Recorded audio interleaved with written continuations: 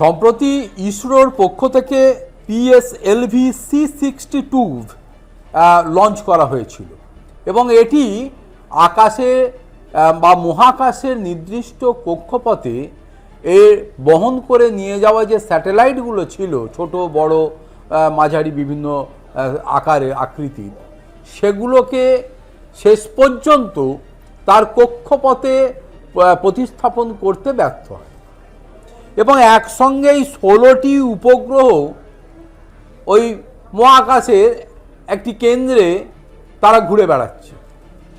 না তারা অ্যাক্টিভ এবং তারা আগামী দিনে কোনো কাজ করতে পারবে না, তার কারণ যে নির্দিষ্ট জায়গায় তাদের প্রতিস্থাপন করা সম্ভব হয়নি।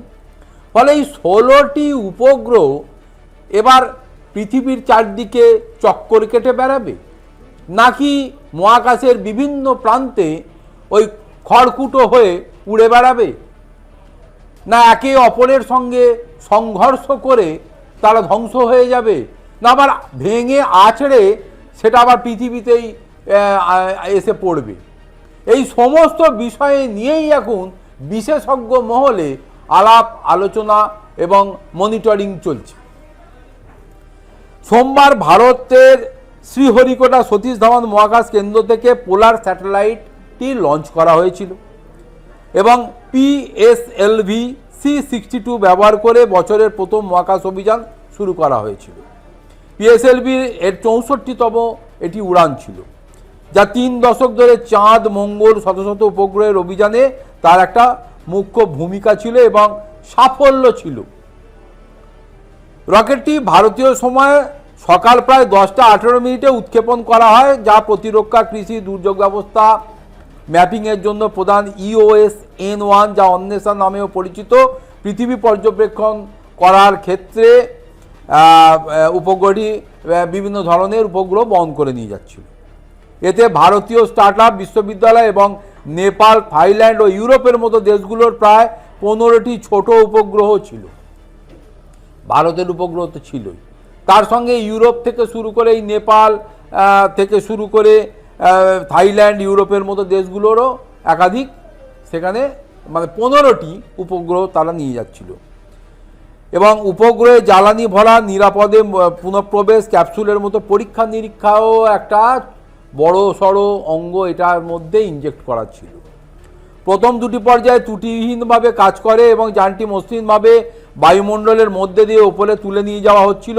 প্রথম কয়েক মিনিটের জন্য উৎক্ষেপণটি নিখুঁত মনে হচ্ছিল, যদিও যেটা ক্যামেরায় ধরা পড়েছে যে তৃতীয় পর্যায়ে শেষের দিকে সমস্যা দেখা দেয়, যা একটি কঠিন জ্বালানির মোটর ধাক্কা খায়। রকেটটি অপ্রত্যাশিতভাবে মোচড়ানো বা ঘুরতে শুরু করে, যা এটিকে তার পরিকল্পিত পথ থেকে বিচ্যুত করে দেয়। এটাই হলো সেই টার্নিং পয়েন্ট। একটি স্থিতিশীল কক্ষপথে পৌঁছানোর জন্য নিখুঁত ভারসাম্যের প্রয়োজন হয় প্রতিটি এই জাতীয় স্যাটেলাইট বহনকারী রকেটে। এবং মাধ্যাকর্ষণ শক্তি যেহেতু ক্রমাগত বস্তুগুলোকে নিচের দিকে টানে, তাই একটি উপগ্রহকে সঠিক গতিতে সামনের দিকে চলতে হয় এবং থ্রাস্ট উৎপন্ন করতে হয়। আন্তর্জাতিক মহাকাশ স্টেশন ISS এই যে স্তরে ঘুরে বেড়ায়, সেখান থেকে প্রতি সেকেন্ডে 7.6 থেকে 7.7 কিলোমিটার গতিতে এটি ঘুরে বেড়ায়। প্রায় 27,500 থেকে 28,000 কিলোমিটার প্রতি ঘন্টায় এটি প্রদক্ষিণ করে এবং এই গতি এটিকে প্রতিদিন পৃথিবীর চারপাশে ঘোরায়। পিএসএলভি C62 মিশনে এই অস্বাভাবিকতার কারণে রকেটটি প্রয়োজনীয় সঠিক গতি এবং দিক বা দিশা সেখানে পৌঁছতে ব্যর্থ হয়। এটি প্রয়োজনীয় কক্ষপথীয় বেগ অর্জনেও ব্যর্থ হয়।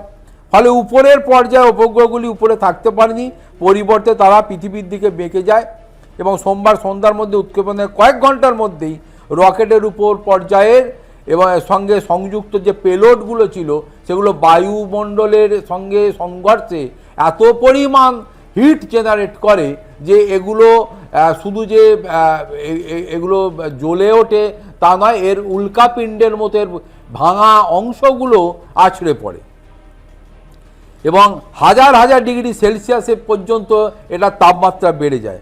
পিএসএলভি দীর্ঘ গৌরবময় ইতিহাসে এটি মাত্র চতুর্থ ব্যর্থতা। কিন্তু তৃতীয় পর্যায়ের সঙ্গে সম্পর্কিত পরপর দ্বিতীয় ব্যর্থতা আগেরটি যেটি ঘটেছিল 2025 সালে পিএসএলভি C61। ইসরো ইতিমধ্যে একটি দল গঠন করেছে। ফ্লাইট ডেটা, সেন্সর রিডিং, ক্যামেরার ফুটেজের প্রতিটি অংশ পুঙ্খানুপুঙ্খভাবে বিশ্লেষণ করে আগামী দিনে যাতে এই ধরনের সমস্যার সম্মুখীন হতে না হয় বা বলা যেতে পারে ব্যর্থতা আর যেন না আসে, সেই বিষয়টিকে নিশ্চিত করতে ইতিমধ্যে ব্যবস্থা নেওয়া হয়েছে। কিন্তু এটা তো হলো, কিন্তু ওই 16টি ওই বহন করে যে কটি ওই মানে উপগ্রহ নিয়ে যাচ্ছিল বা স্যাটেলাইটকে ক্যারি করে নিয়ে যাচ্ছিল, সেগুলো তো রয়ে গেল ওই মহাকাশে।